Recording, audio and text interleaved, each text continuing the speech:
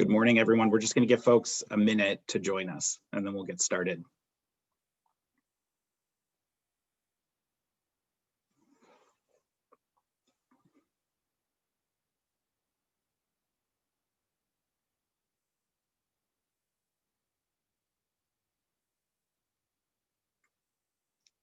We'll just give folks a few more seconds. The number's still going up.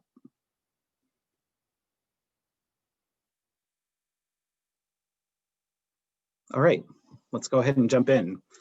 Good morning, and thank you all for joining us for what I think is going to be a really special session with no slides, no bells and whistles, just a chat with one of the leading experts in the psychology of bias.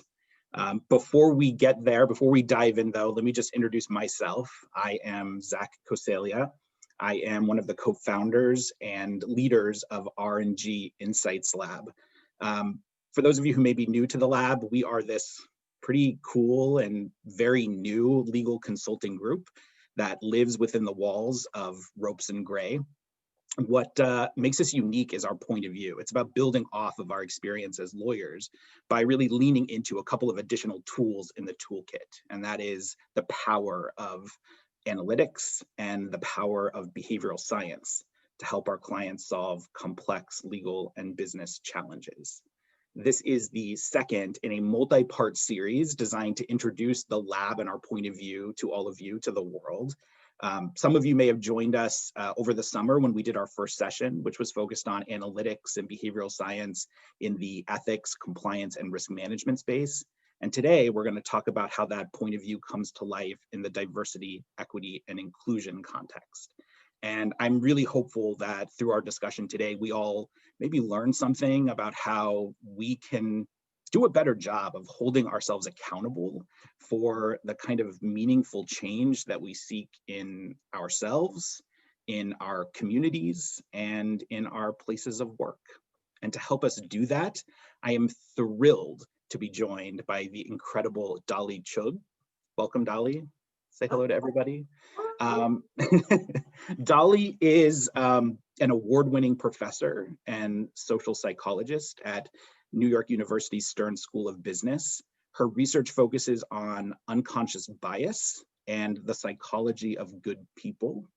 Her book, The Person You Mean to Be: How Good People Fight Bias, is this incredible, well-researched, beautifully written, and innately practical guide to how all of us can fight bias and inequality and drive inclusiveness in our communities and our organizations. You should definitely buy it, read it, absorb it, and we're going to talk a lot about it today. Dolly also is a prolific speaker. Her TED Talk, which is titled How to Let Go of Being a Good Person and Become a Better Person, has more than 4.5 million views online, and it was rated one of the 25 most popular TED Talks in 2018. Dolly, as I said to you when we were prepping, I am so happy to have you here. I am a bit starstruck, actually, to be sitting here having this conversation with you, but welcome. Zach, the pleasure's all mine. You're doing really exciting work here. I'm excited that I get to join you and hear about it. Thank you. All right, so I'm going to just dive right in. Sure. I want to start by talking about mindset, because I think that's a pretty reasonable place to start when we're talking about diversity, equity, and inclusion. And we very much believe that DEI needs to be a top-down, a bottom-up, a middle-out priority. But we also recognize that in order to actually make meaningful systemic change in our organizations, we need to have buy-in from leadership. My team can help an organization build a more holistic DEI strategy, but the chances of us actually getting in the door to help with that are pretty slim if you don't already have believers among leadership. But you kind of make a distinction and say that it's not enough to be a believer, and that you encourage folks to be builders. So help us define those terms. What is a believer? What is a builder? Why are they different? Yeah, okay, great. Well, I guess this all started when I was writing the book in the early stages. My editor kept saying, who are you writing for? picture your audience. Who are they? And we found ourselves kind of dipping into different audience visions. And in one of those, oh, I feel like my video just completely changed. Okay, I'm still here.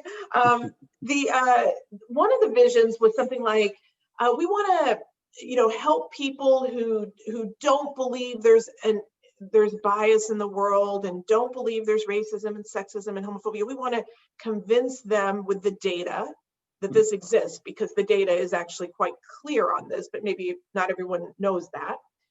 And then this other vision of the audience was, there's a whole bunch of people who do know that, who believe that bias exists, who believe they don't want it to exist in the way it does. They believe in the power of diversity and the power of inclusion, and they just need to build some tools and skills and courage around that. So when we were sort of going back and forth, like, who are we writing for? Who are we writing for? In the end, I realized I don't think I'm the right person to write the book for the people who don't believe. There are books out there and they're excellent. They're from people who are really good at, particularly actually legal scholars have been really good in this domain of documenting a lot of the gaps. I decided what I want, the audience I want to write for are the people who actually already sort of believe, maybe don't know the data or deeply understand it, but already believe there is something to be thought about and worked on, and who want to work on it. They believe in what could be possible, but it's the how. How do I do it? And that's the builder piece. So this continuum from believer to builder is, how do I go from believing in something to knowing what to do about it? Build skills, build tools, build courage, build community, build allies, build organizations, build teams, build leadership, build the mindset. That's the piece that I wanted to focus on. So it was a bit of iteration to land on understanding who I think I am well equipped to speak to in this book. So let's build, well, no, that pun really wasn't intended, but let's build off of that and talk about building mindset. Yeah. You talk in your book quite a bit about having a growth mindset and why that's so important. So tell us more about that. Yeah, well, like you, I'm a big fan of behavioral science, not just because I am a behavioral scientist and I do behavioral science research. I'm also a huge fan of everyone, all my colleagues who do tremendous work. So in the book, I wanted to bring other people's research into it. The research on mindset was the prime example. Carol Dweck is a psychologist at Stanford University. She's the name most associated with this body of research, but there's actually hundreds of researchers and thousands of research papers that have looked at what we call fixed mindset and growth mindset. What mindset refers to in that context is, what is my belief about my ability in any particular domain? So what is my belief in my ability to learn how to, this laptop that I'm on right now, to be able to like troubleshoot it when it doesn't work? And I will tell you that I usually have a fixed mindset that like, I don't know how to fix tech things, and I'm just going to call IT and, wait until they have time. And I don't have a belief that I can figure it out or I can improve with practice. Well, yesterday, this laptop decided to die on me, and there's no IT around, and there's this and that. And I decided to just fake believe. And this is really important when we think about growth mindset, and the research shows that you can actually fake believe something. You can just say, I am going to decide that I can learn something, I can improve at it, I can get better at it, whether I'm starting at the bottom, which in my case with my laptop would be the case, or whether I think I'm actually already like very techie and there's nothing to be learned from anyone else. If I have a fluid view of it, then I am in a growth mindset that I view myself as a work in progress. Incidentally, I did go get this little screwdriver that's smaller than this pen, and I unscrewed the panel of my laptop and looked at all the insides and figured it out. Turned out you just had to hit a button. It really wasn't that techie, but I had to figure that part out. So in that growth mindset, what's the key outcome is learning. In a fixed mindset, when they do brain scans of people who in that moment are in a mindset of, I'm not a work in progress, I know what I know, that when a mistake is pointed out, brain activity actually drops. Attention is pulled away from the mistake because there's nothing the mistake is going to help with in terms of learning, right? Because I'm fixed. In a growth mindset, the same brain scan studies show that when a mistake is pointed out, we flood the mistake with our attention. There's all sorts of like percolation of brain activity because we may not like the mistake, we may be mortified by the mistake, but we realize there's something to be gained. We want to soak up the learning from the mistake, and that's what a growth mindset is. My contribution in this book is I've taken this amazing research that others have done on growth versus fixed mindset and wondered, can we use that in this world of diversity and inclusion and equity? To marry those two, we tend to have a fixed mindset on those issues. Now, we may have a global audience here. I can at least speak within the United States. We tend to have a perspective that you should just know how to do this, or you're either born a good person or you're not. I challenge that notion and say, this is something that's a fixed mindset mentality. We're in a rapidly changing world. We actually need to be in a growth mindset where we're constantly in progress. So I told you beforehand that I'd quote you to you throughout our discussion, and I want to share with everyone a passage from your book on this point. You talk about how important it is for leaders to signal that the problem, diversity, equity, inclusion, is everyone's to fix, and that when that happens, you say it's at these moments when mindset shapes leadership response. In a fixed mindset, a leader might feel pressured to have all the answers, rather than be a work in progress. So rather than risk being exposed, he or she pushes the problem to someone else or denies the problem. Yeah. Let's continue on the topic of mindset and kind of build off of this, because one of the things that you talk about and that I think all of us acknowledge, I hope, is the business case for diversity. You say that the business case for diversity is substantial, and arguably, it just keeps getting more and more substantial every day, every week, every month, every year. And the pressure to show meaningful progress in this space is not just coming from within, it's coming from customers, it's coming from investors, it's coming from even regulators, which is something that's particularly important to many of the lawyers who may be with us today.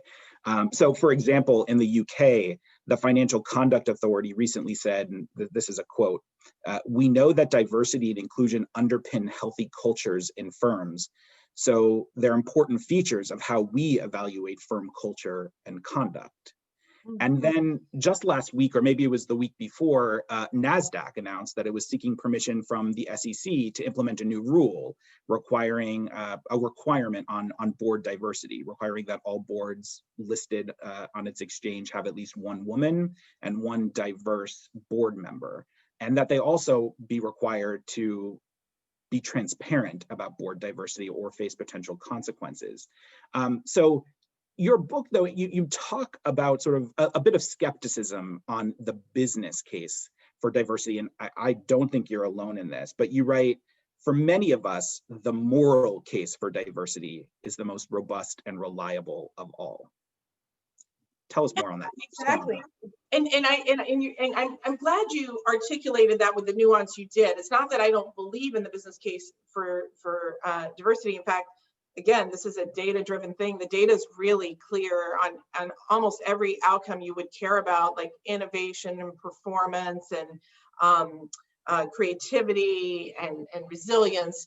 We see really positive relationships between having a variety of perspectives and backgrounds and skill sets in the room and those outcomes. There's lots of research that's looked at the diversity of boards, and the diversity of teams, and the diversity of leadership, and we can go on and on.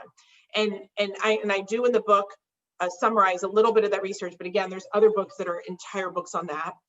The key, I'll give the punchline on that research, and then I will answer your question about why I don't think that should be the driver. The punchline is that diversity in and of itself will not lead to the better performance. It has to be diversity and inclusion.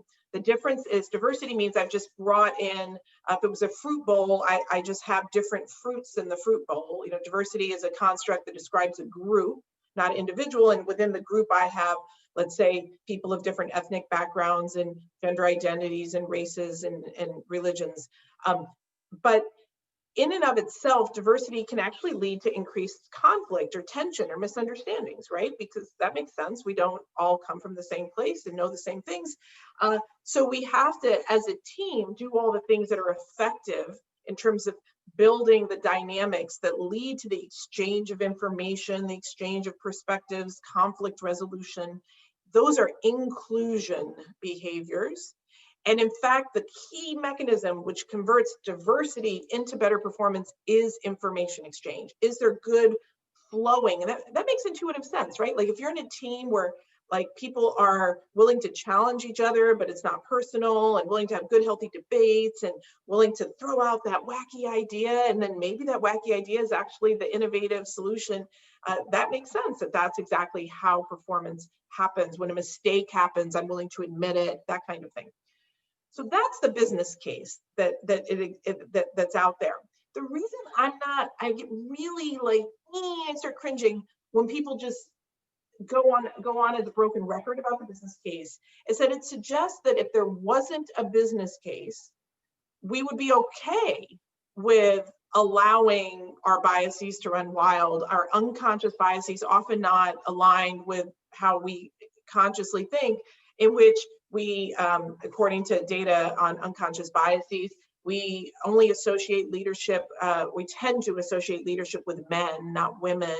We tend to associate taller men as being better leaders than shorter men. We tend to associate intelligence with people who are white, not brown or black. And so if all these, that's just a short little snapshot. If the business case for diversity wasn't there, would we just say, well, let's just allow those unconscious biases to determine? And if the client wants, a team that looks a certain way, we're just going to acquiesce to that. That to me, again, I'm back on the believer versus builder thing. I think many of us believe that's not the kind of organization and society we want to be part of. There may be some people who are unbothered by it. Again, I'm not speaking to them in my work. For those of us who are troubled by that, we have to realize that the business case alone will not address it. We need the moral case as well. And I'll end with a little more provocative note. Where is the business case for homogeneity? It's pretty weak. Right.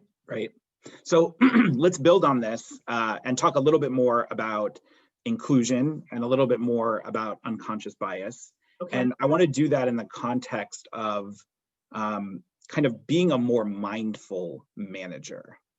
One of the things that we often talk to our clients about is this idea of sort of like forced mindfulness, this idea of like taking a moment to just take stock. You talk about this actually in the context of meetings in your book, and it's something that we talk to our clients about in that context as well, because it's just something we can all relate to. Who was invited to that meeting and why? Yeah. Who spoke at that meeting and why? Whose idea won the day and why? You get into this in a really powerful context through the kind of chance meeting that you had with Rick Clow from Google Ventures. And I'd love for you to tell us a little bit more about Rick's journey to becoming a builder, and specifically to talk about his self-audit exercise. Yeah. So one of the funnest things about the book, writing the book, was the opportunity to step out of like data sets in the lab, which is where I live as a social scientist, and actually just go interview real people in the real world in a more like, wannabe journalist kind of way, with the goal of taking those stories and kind of weaving them together with the science so that the science can come alive. And Rick Clow's story was a really fun one for me. So what happened was I was invited to give a talk at Google in California. I'm based in New York, and so I was very honored. I go out there, and they have like this. it's going to be a gathering where they're bringing together people from different places and ventures to meet at Google, and they have this like cocktail party the night before, and it's one of those things, a taxi drops you off and you walk in and you don't know anybody, and suddenly imposter syndrome takes over and you're like, yeah, maybe I should just, call it and, show up on time for the meeting tomorrow kind of thing. And I was sort of in that moment when somebody who I came to learn was Rick Cloud walked in behind me and was like, hi, how are you? I'm Rick Cloud. And we started chatting and we're working our way through the small talk. And he says, oh, where are you from? What do you do? And I say, and he says, oh my goodness, the IAT, which is the implicit association test, it's a measure of unconscious bias, changed my life. And I was like, okay, I don't hear that one every day. I mean, it changed my life, but it's what I do for a living. So how did it change your life? Is a venture capitalist associated with Google, is very successful, tall white guy who just didn't sort of have an obvious reason on the surface to be interested in this. So we end up, so I wave off the cab that I was about to like summon and say, let's I want to hear more. So what I learned is that I think he's a perfect example of a believer, someone who, he gets a little bashful when I quote him on this because he said it in context and I like to just throw it around out of context. But he said something like, I thought I was one of the good guys. But I think that's exactly it. Like, he really thought he was one of the good guys. He was promoting women and cared about underrepresented minorities and worked in tech and is a very influential person in that world. And his Rolodex, which for the young people listening is, like the contacts in your phone or your LinkedIn contacts. His Rolodex is a meaningful and powerful tool for him. And he was asked by his manager to go to this unconscious bias training, and he was kind of like, okay, I'm a team player, but I don't think I'm the one who really needs to go to this, maybe get so-and-so over there. But he goes as a good sport, and he takes this test, which anybody can take. It's free and it's anonymous online at implicit.harvard.edu. And when he gets the results, he's a little taken aback. I mean, this is not a perfect test, but it's, directional and educational test. And he gets the results, and it's like, he's like on the gender is saying that it's showing a really very different unconscious gender bias than what he assumed. He has a daughter, like it really wasn't how he saw himself. And so he was like, I don't know, I don't think so, but I'm curious. I'm a curious guy, so I'm just going to play with this a little bit. And so he decides to just kind of basically run some like little like audits on himself. So he's like, well, I'm social media is a big part of what I do. It's a big part of how I use my platform and get my perspectives out there. Let me see what's going on in my social media. And he's good at coding and everything. So he was able to like come up with some code to audit, well, not perfect, not perfection, but using a gender binary of male female to kind of figure out, going through thousands and thousands of his contacts on different platforms, how many men and women he was connected to. And he was surprised to realize, oh my gosh, like on LinkedIn, it's like 80% male, like 20% female, like maybe it's just LinkedIn is kind of more like that. And then he like moved to a different platform like Twitter or whatever, and every platform was showing up the same for him. And that was not the number he would have guessed if he had sort of had the foresight to make a guess ahead of time. And so he said, let me continue this experiment. Now that I've audited myself a little, let me see if it's making any difference. Let me deliberately go and change who I'm following. Let me maybe there's just no women out there for me to follow, but let me see, let me look at who some women I work with are following. Well, it turns out there are other women to follow, like, he just wasn't following them. And he starts following them. And then the experiment gets really interesting because he starts, this was, I should categorize, this was, I'm not exactly sure what year it was, but it was before the Me Too conversation became a mainstream national conversation that this all took place. And my interview with him took place before that. And he said, what's interesting? When you follow just a few women on Twitter, every, once a month or whatever, you would hear somebody would tweet something about instance of sexual harassment that they ran into, and you'd be like, oh man, that sucks, and you kind of you'd write it off as a one-off.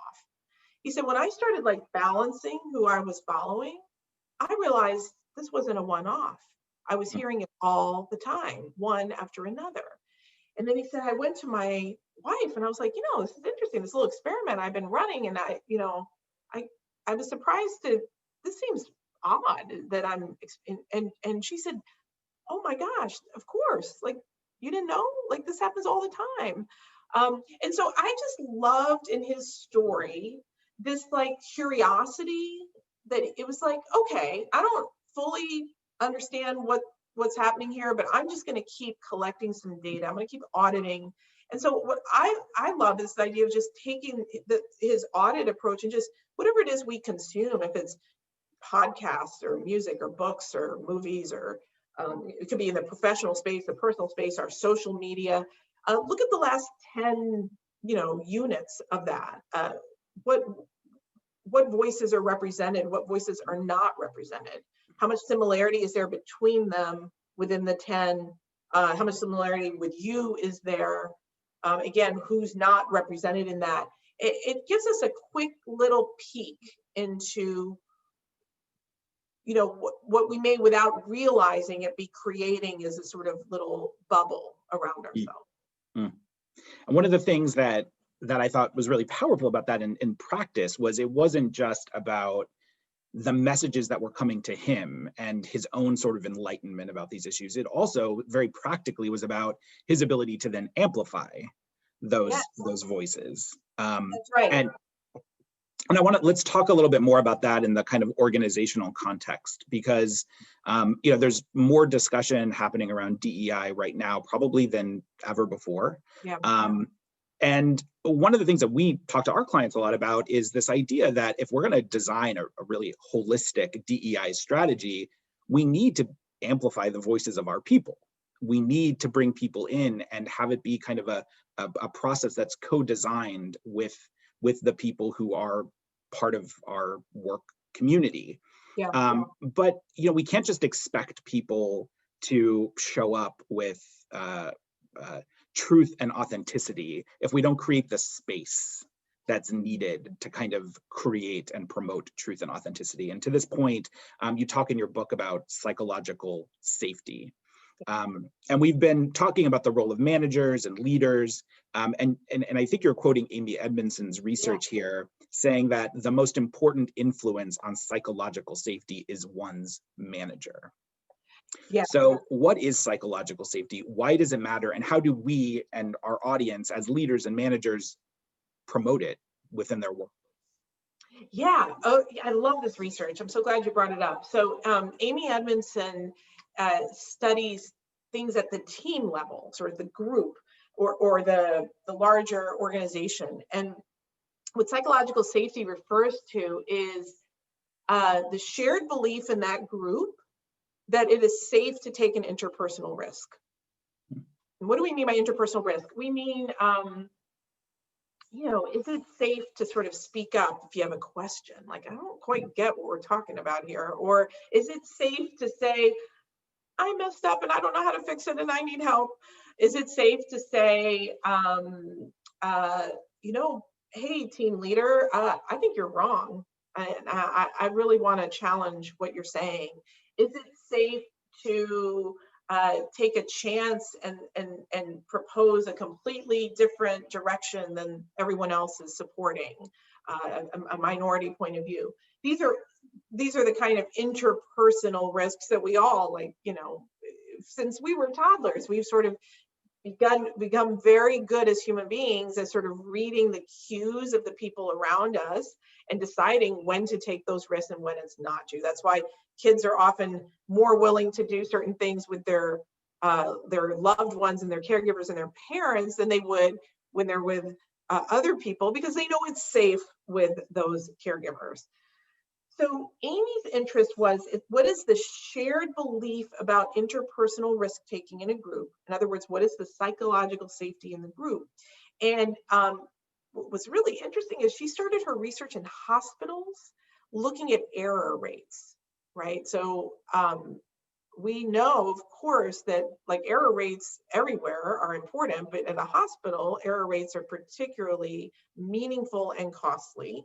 And the idea of an error happening in a hospital and then being repeated because the error happens, nobody takes the interpersonal risk of saying, I made a mistake. We need to make sure it doesn't happen again. So, you know, the two labels that look too similar never get, you know, the color never gets changed to make them look different, or the documentation that was hard to read, no one ever fixes it. So the next provider has to deal with the same bad handwriting, like these kinds of errors.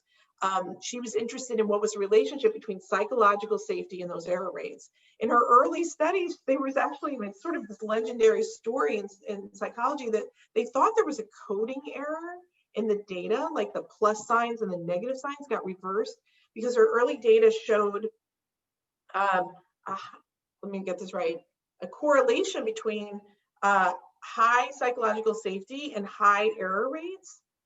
Originally and early in her work, she was like, oh, we want the higher the psychological safety, the lower the error rates should be. And then when they got this other relationship, she was struggling with what happened there. Did we reverse code the data? And then it was like, no, when the psychological safety is low, people are not reporting the errors. Like the errors are happening, they're just not being documented. And the obvious consequences to that. So I love her work to bring it to the kind of work I do, because I think it takes what we talked about earlier about growth mindset and just brings it to the group level. Like growth mindset, if, you know, when my student, you know, if I confuse two Black students for each other in front of all my students and they don't look anything alike and I call one by the other's name, that's a mortifying mistake. It has happened to me more than once. In a growth mindset, I am willing to sort of admit that mistake and try to do better by getting to know my students more as individuals than as the little categories they're falling into. As a group, from a psychological safety standpoint, the question is, am I modeling for the group? This is the role of the manager you were describing. Am I modeling for the group that when I make a mistake, I'm going to admit it and do better? Or am I going to sort of deny it and pretend I never said, or, you know, I never said that, and or am I going to sort of, well, you know, why are you sitting in that seat? So and so usually sits in that, you know, like come up with an implausible excuse. That as a manager, I can create more psychological safety by modeling it. I'm not the only one. We can all contribute to that. But as a manager, we tend to have, of course, a little more influence through our formal role.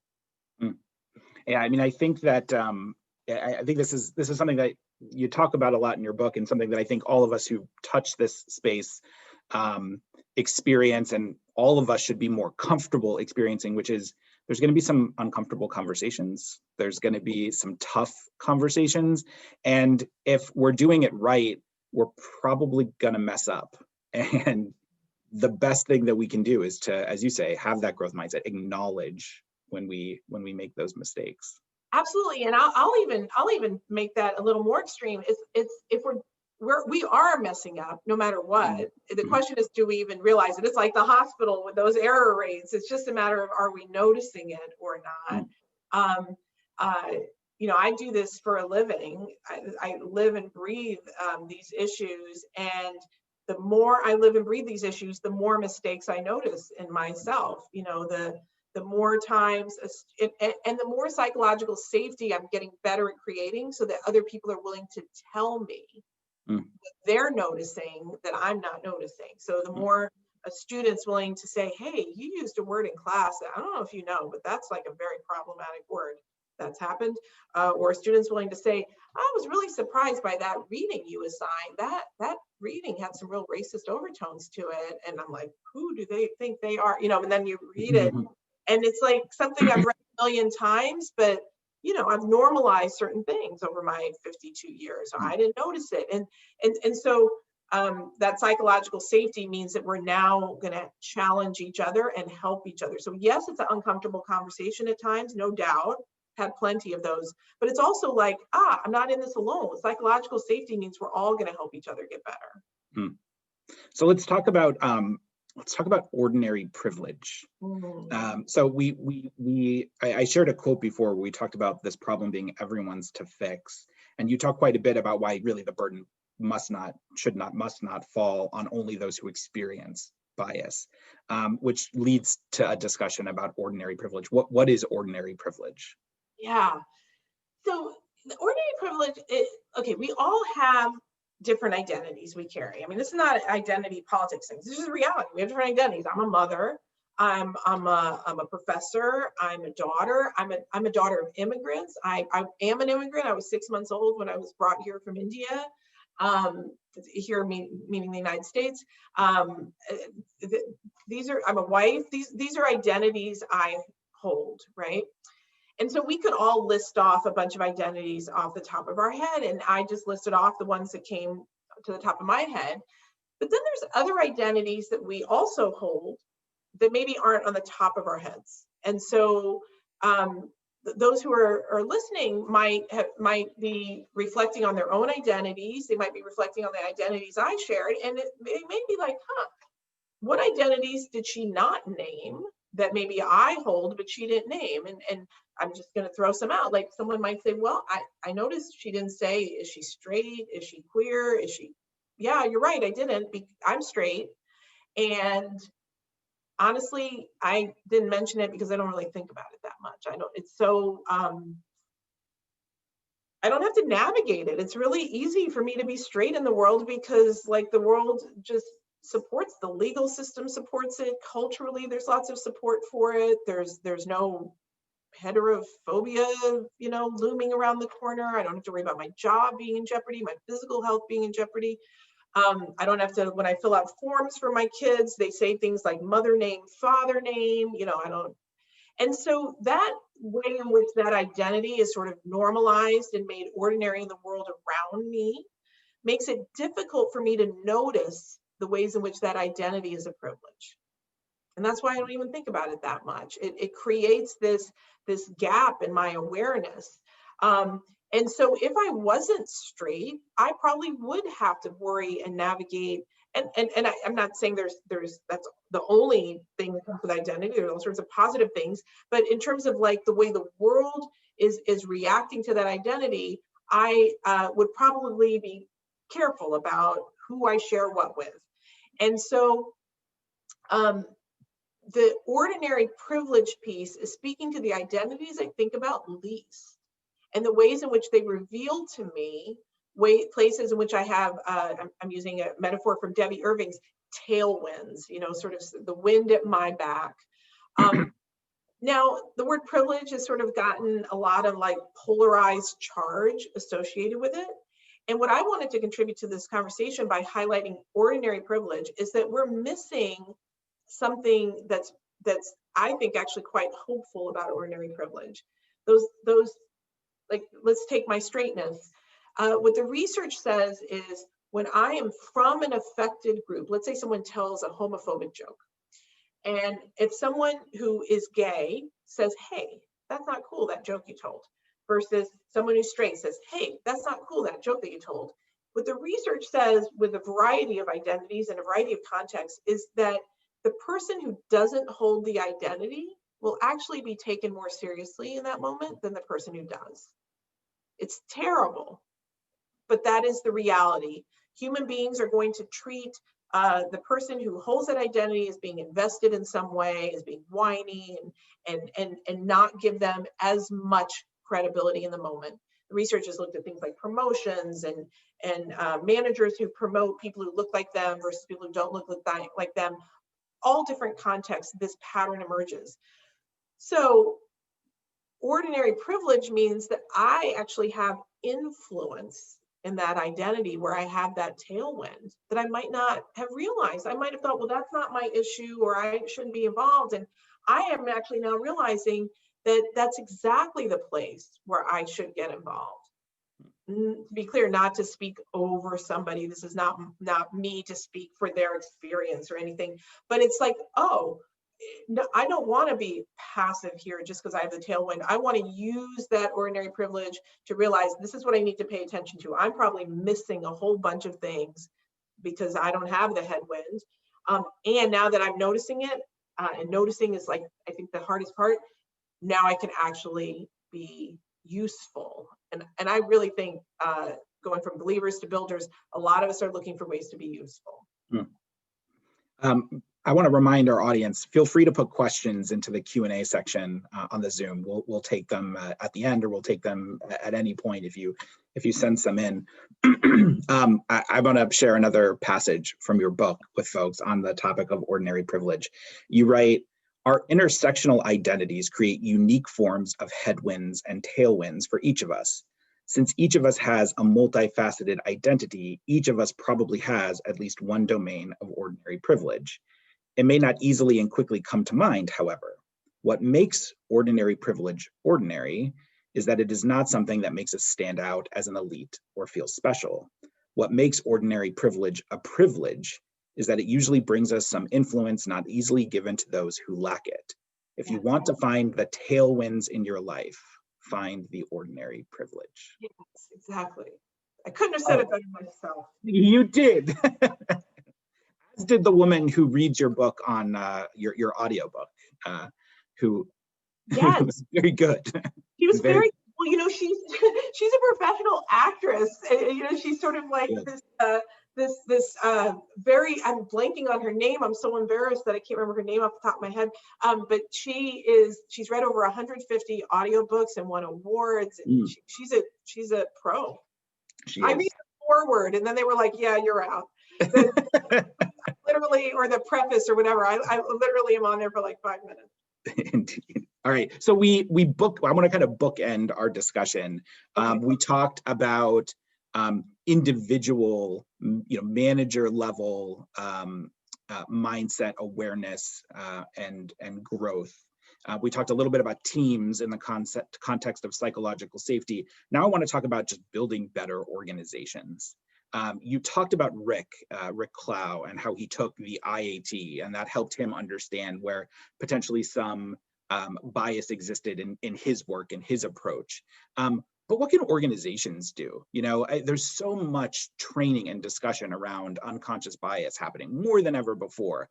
But what are we really doing to measure whether or not that bias is creeping into our hiring practices, or whether it is creeping into our promotion or our comp practices? What can organizations do to measure bias more holistically? Yeah, absolutely. And I love that sort of movement towards like, let's look at ourselves.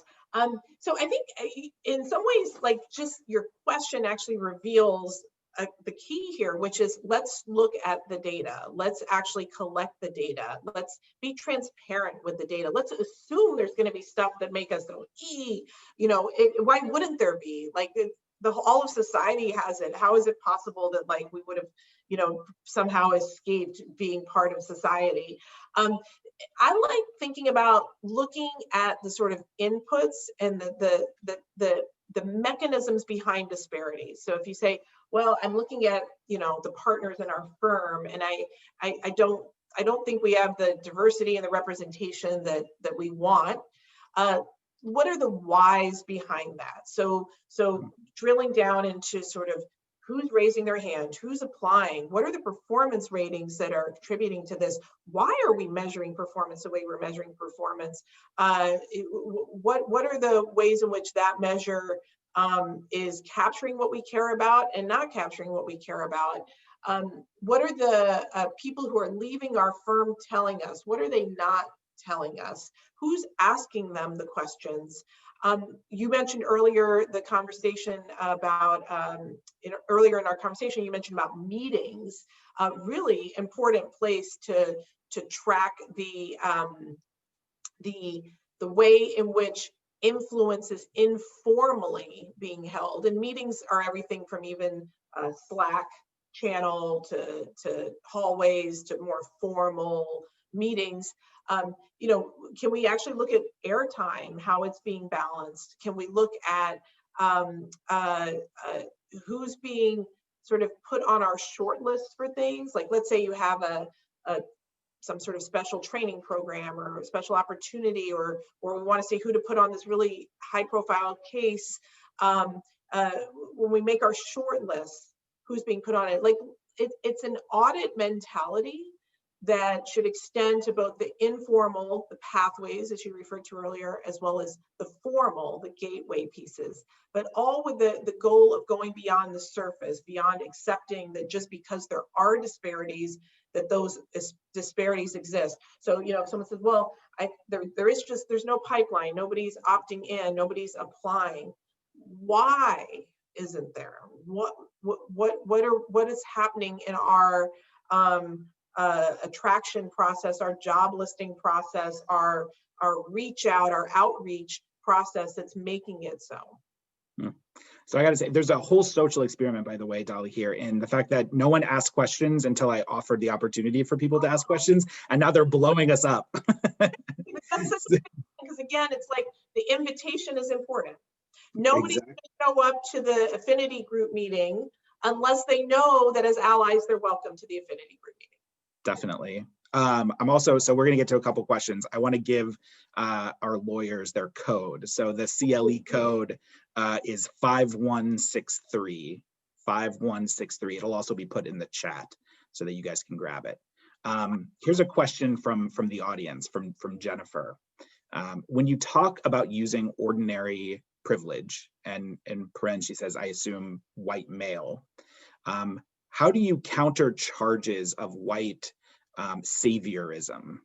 Can you speak about walking the line of leadership versus saviorship, and if it matters? Yeah.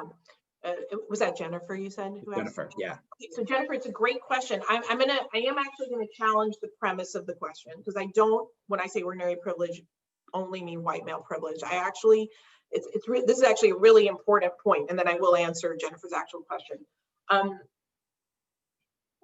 There is nobody on this call who doesn't have some form of privilege.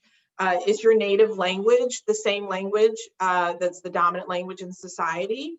Are you fully physically abled? Are you the religion? Do you have a religion of a major holiday in December for which people get time off? These are all forms of privilege. And so it's really important to realize that in my discussion about ordinary privilege, I am not only focusing on white male privilege, though it is very clear that there's lots of ways in which white male privilege is a very powerful form of ordinary privilege, but it's not the only one. So I think one of the reactions I've gotten most from my book is from people who picked up the book reading it because they were going to use it as a tool to like teach their colleagues and teach their family members what they were missing, and then realize as they read the book there was something in it for them too. You know, I'm a queer Black woman, but I realized there was stuff in this book for me to learn as well, in addition to my friends and colleagues. So I wanted to clarify, because I wasn't clear on that earlier. Regarding the saviorism piece, yeah, there's a whole chapter in the book about this, about these good intentions and the traps that come with them. And I'm embarrassed to say how often I fall into particular, I talk about 4 traps in that book, that chapter. The savior trap, I think, is one that I'm very guilty of, unfortunately, and gotten better at noticing in myself. To define it, what we're talking about is when we're doing something for others, you know, for the underprivileged, air quotes,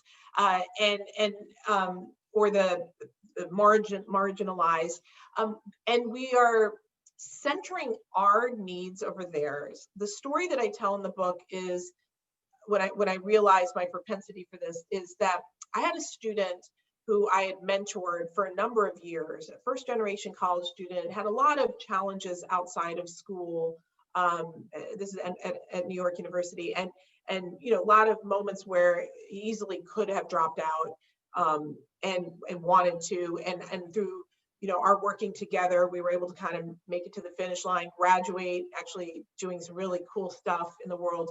But during that time, I had heard through third hand that he was sleeping in the library.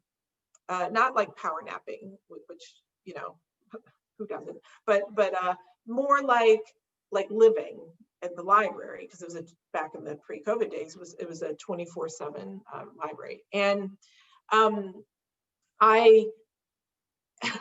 my first reaction when I heard this, I'm embarrassed to say, was how dare he not tell me? I could have fixed this. I know people with like extra rooms and extra beds. I could have been the hero in this story. Instead of, like, that's the savior version. Instead of, oh my gosh, is he okay? Like, wow. And there is obviously a reason. I talk to him frequently that he didn't tell me. Like, there's a reason he chose to keep me on the outside of this. What does that tell me? Nobody wants to be saved.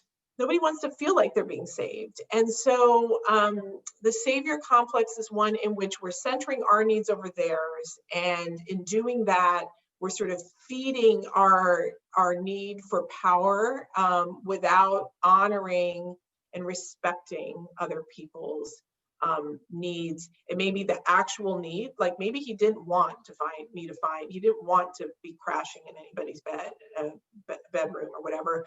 But also it may be a more sort of second order need of, it's not that he didn't want like a place to be, but he didn't want other people to be finding that place for him. He wanted to do it on his own. Autonomy was important to him.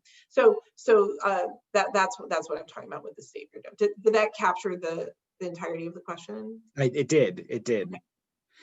Let's one of the things actually that you talk about in your book that it's just a little nugget that resonated with me in this context is that our seeking of the cookies, like we want the treat from folks when we do something good. We like positive reinforcement. We do. So our approach at the lab is very much about data and the behavioral science angle, which work best together. I don't know actually if they can work without working together. But we have a question here from Mary about the data component of it, and it's a long question, so I'm going to summarize. But more or less, I think what Mary's getting at is how do we provide transparency around diversity when there often is some hesitancy around embracing data when it may not align with our own perceptions of ourselves or the way in which we might want the world to view us? Yeah, I mean, so I think this is an area where now's the time to leverage the changing social norms on this. I think it's actually getting more and more socially acceptable to acknowledge that we're not who we want to be and who we thought we were. And there's well, maybe lots is a strong word, but there are definitely organizations out there that are doing it, that are releasing data. Salesforce.com was one of the early big companies on this, but there's every day in the news, there's more and more companies that are doing it. So I think actually taking the stance, and this is where it becomes really important, that fixed mindset versus growth mindset, or the way the terminology I use in the book is a good person mindset, which is very brittle and like either I am a good person or I'm not. And it sort of ignores the social science that says there's all these sort of ways in which we do things that we're not aware of, versus what I call a goodish person mindset, where you're this work in progress, you're this organization in progress, you're this team in progress. And in a goodish mindset, that stance communicates both internally and externally, hey, we are always striving to get better. The world is always changing, and our responsibility is to be closely looking at what's working and what's not. There's things we've done better than others, but the one thing we are always going to commit to is getting better. I say this on both an individual and organization level. On an individual level, if you can't look back and like look at a TV show or a movie that you used to think was really funny and now makes you cringe, that makes me think you're not learning. You're not growing. You're not processing what's happening in the world around you. You're not understanding perspectives that are different than your own. And I would say the same is true as an organization. If you can't look at anything happening in your organization and say, we really thought that policy was addressing the needs, or we really thought that dress code was an appropriate professional dress code, but we didn't understand better. We didn't understand enough. We hadn't sought out the knowledge about natural hair that suggests that we've got a dress code that's actually quite racist. If we can't process that we've learned new things and that we can adapt to it, that I think that puts us at a very vulnerable, like weak position. Take the strong position of saying, we keep getting better every year. We figured something out. We're trying to figure it out. So we have time for maybe 90-second more question, and then we got to wrap up. But I want to get this question out there. This is from Annie, and I also know that my colleague Dee, who hopefully is watching, wanted to make sure I ask you this question as well, because it's something we get asked a lot. What are some specific examples of how to measure inclusivity? Do you use surveys? Are there other metrics? What KPIs can we use to track inclusivity? Yeah, there absolutely are. I mean, this is not my area of deep expertise, but there absolutely are inclusion surveys out there. You should find the one that fits your organization. But here's the thing: I want to be really clear in. And they measure things like sense of belonging, and it shouldn't just be for your current employees. It should be for your past employees. And we shouldn't assume just because they don't respond that you shouldn't try to get them to respond, and the non-response is a response. But the important thing with inclusion surveys is on a lot of surveys, if let's say a response to a webinar, we might say, well, if 90% of people thought it was great, we did well. There's always 10% are gonna hate anything, no matter what it is. That's not the right way to think about inclusion data, though. If 90% of people feel included and 10% don't, that actually is exactly the situation that gets you. If that 10% keeps falling out of your organization, particularly if that 10% shares some identity characteristics, that's exactly the problem you're trying to solve. So we can't apply the traditional statistics to thinking about inclusion surveys. But yes, I absolutely think that's an important part. I also think some qualitative interviews are important to supplement that, focus groups. Dolly, this has been incredible. Thank you so much. There's all kinds of positive feedback coming in. I just want to leave our audience with another just short passage from your book. As I told you before, we've heard so many different kind of metaphors for the difference between diversity and inclusion. And I just love the way that you describe that in your book.